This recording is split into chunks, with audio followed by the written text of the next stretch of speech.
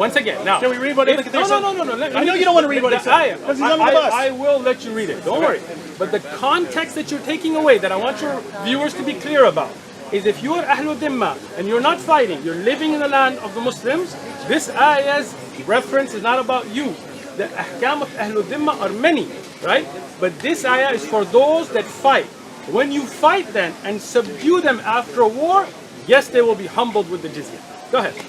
Allah said, until they pay the jizya, if they do not choose to embrace Islam. So you pay the jizya if you don't embrace Islam. With willing submission, in defeat and subservience, and feel themselves subdued, disgraced, humiliated, and belittled. Which is not in the ayah, but go ahead. Therefore, Muslims are not allowed to honor the people of Dhimma, so those are your dhimmis, not allowed to honor the people of Dhimma or elevate them above Muslims, for they, who? The people of Dhimma, are miserable, disgraced, and humiliated. Muslim recorded from Abu Huraira that the Prophet said, do not initiate the salam, blah, blah, blah. We've gone through that before. No, wait. Don't skip over it. Don't skip over it. You see that? You want to skip, right? So now... Do you want to go through? We've talked about that before. I'm not disputing your explanation. I'm not disputing your explanation. Yeah. No, I don't agree, but... But you just said I don't dispute it and I don't agree. I don't agree. No, I don't agree with it because keep going, bro. Ibn Umar gave the greeting of peace to someone, found out it was a Christian, and then said, "Give me my greeting back." So that was not someone who was in rebellion. Did you know the hadith actually when about the Jews and all of that? You didn't get any of that. This when is they why. tried to change the wording. Notice what he says. Go ahead. This is why. So this is Ibn Kathir's commentary. This is why the leader of the faithful, Umar bin al-Khattab, may Allah be pleased with him, demanded his well-known conditions be met by the Christians. These conditions that ensured their continued humiliation, degradation, and disgrace. Right? That's before he quotes the hadith. The scholars of hadith narrated from Abdurrahman. Then he gives it, right? No. Before he gives that. Notice, this is a statement of fact. Sure, you read this it, right? is why. Notice, everyone, is Ibn Kathir here saying that this is a false story, that Umar never did this, or is he taking this as fact? He did not say that. This is why the leader of the faithful, Umar bin al-Khattab, may Allah be pleased with him, demanded his well-known conditions be met by the Christians, these conditions that ensure their continued humiliation, degradation, and disgrace. Then he gives a hadith, right? And he says, weak hadith. Ibn Kathir is stating this as fact.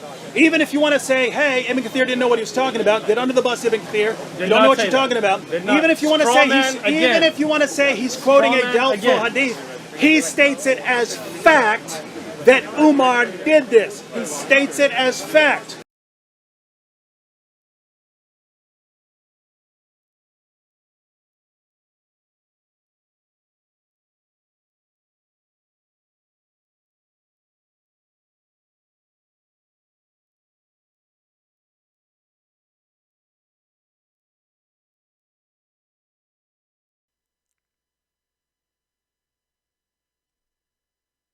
Okay, so, alright, so we're going to be talking about Jizya. So basically David Wood was talking about Jizya, or he was annoying Sheikh Uthman about Jizya. So first of all, what is Jizya? We need to understand what does that word mean? What does it mean? Jizya is the duty that a non-Muslim has to pay in order to live in the Muslim land. See Ibn Qudama al-Mughni, volume 12, page 756. Not all non-Muslims are required to pay the jizya tax, which I'll get into.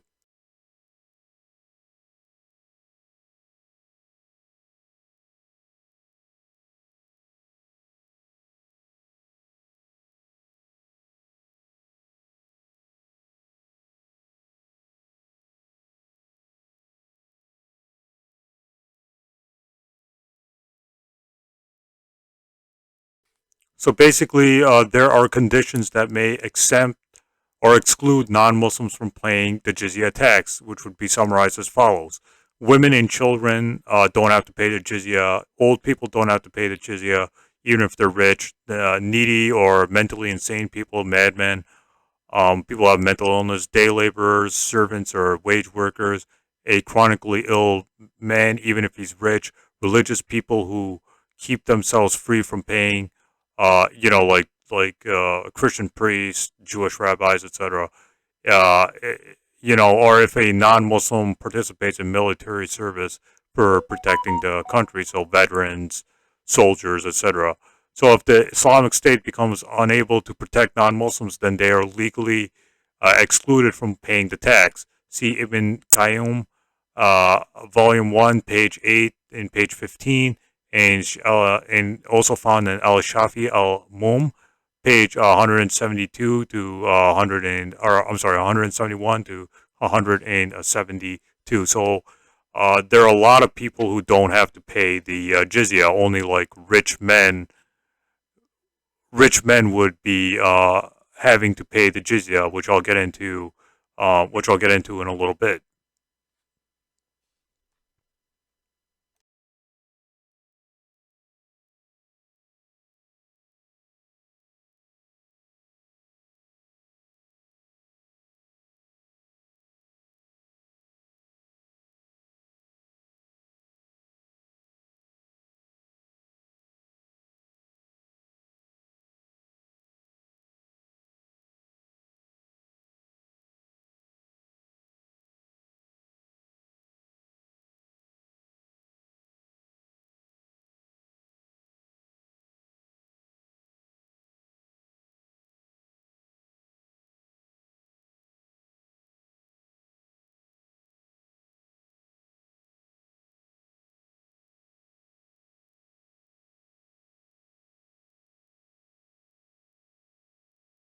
If we read Tafsir al-Qurtubi, basically al-Qurtubi gives the reasons or gives the reason of who has to pay the jizya. It's those who are fighting. It's those who are fighting the Muslims would have to give the jizya, and women, children, worshippers, and mentally insane people are excluded from giving the jizya. That's because the Quran says fight those until they give jizya. So this implies an obligation on those who are fighting. So jizya is only to be taken from those non-Muslims who are physically fighting the Muslims. Then it says Allah said until they give, and it is not said regarding those who have no money until they give. So it's basically the people who are fighting who have to give the jizya. It appears that according to the historical context of this verse, the ones paying in state of disgrace are those non-Muslims fighting the Muslims or non-Muslims whom the Muslims are intending to fight in battle, since no fighting eventually occurred in the march to Tabuk.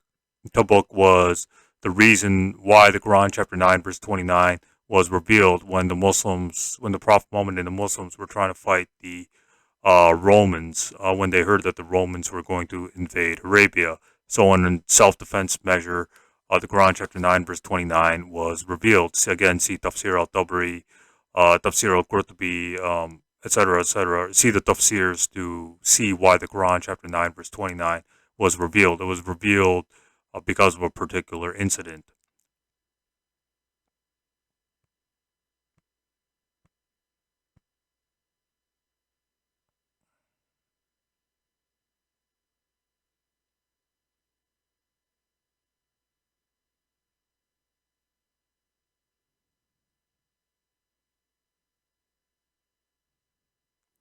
So jizya is to be taken and given as charity.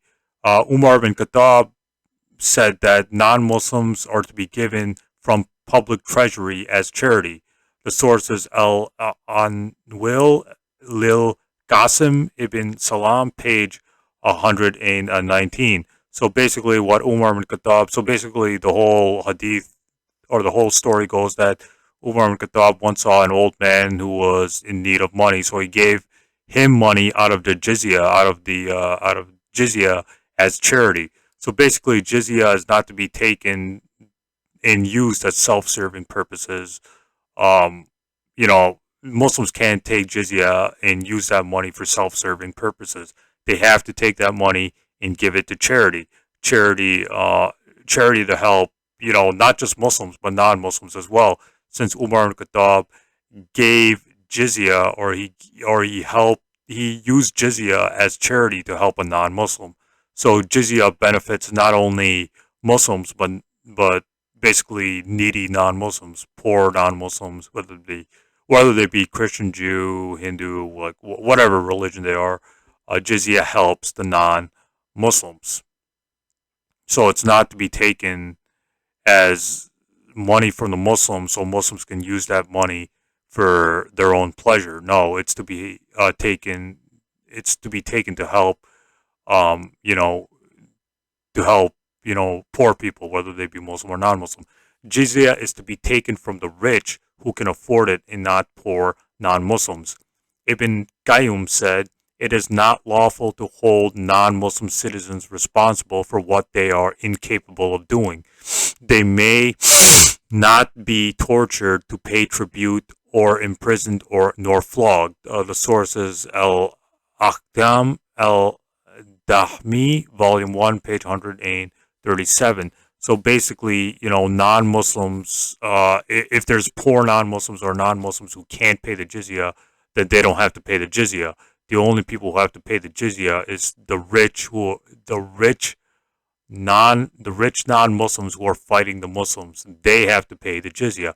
If there's a non-Muslim who can't afford the jizya, they don't have to pay it. And they can't be tortured or imprisoned to pay the jizya. So if the non-Muslim can't pay the jizya, that's it. You got to leave him alone. You can't force money out of him in the form of jizya. So only those who are capable of paying jizya would be, the rich non-Muslims, the rich Christians or whatever who are fighting the Muslims. So it can't be taken from anybody. It has to be taken from a specific group of non-Muslims living in Muslim land. Conclusion here is that jizya has to be taken from the rich or non-Muslims who are fighting the Muslims. Many people are excused from paying jizya, like women, children, the elderly, etc. Jizya is supposed to help the poor and is taken as charity. So jizya is not to be taken in just to be put in Muslims' pockets so the Muslims can use that money for their own pleasure. No, jizya is taken in order to distribute it as charity and to help the poor. So that's one of the functions of jizya. So David Wood just misunderstands the whole concept of jizya, or he just is ignorant, like one of those two. Usually with David Wood, he's usually ignorant, or he just doesn't understand various concepts of Islam. So take your pick on what happened here with this take your pick on what David Wood is trying to do, but he's just not being honest, or he's being ignorant, because there's a whole other side to jizya. Jizya is not just to be taken as loot